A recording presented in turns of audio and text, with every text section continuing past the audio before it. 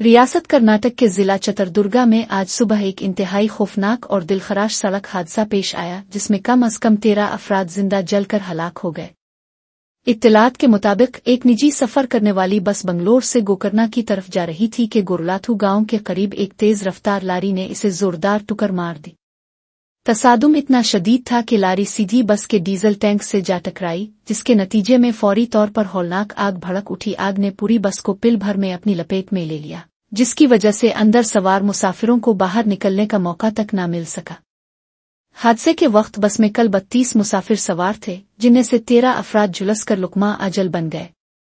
कई दीगर मुसाफिर शदीद तौर पर जख्मी हुए हैं, जिन्हें करीबी अस्पतालों में दाखिल करवाया गया है।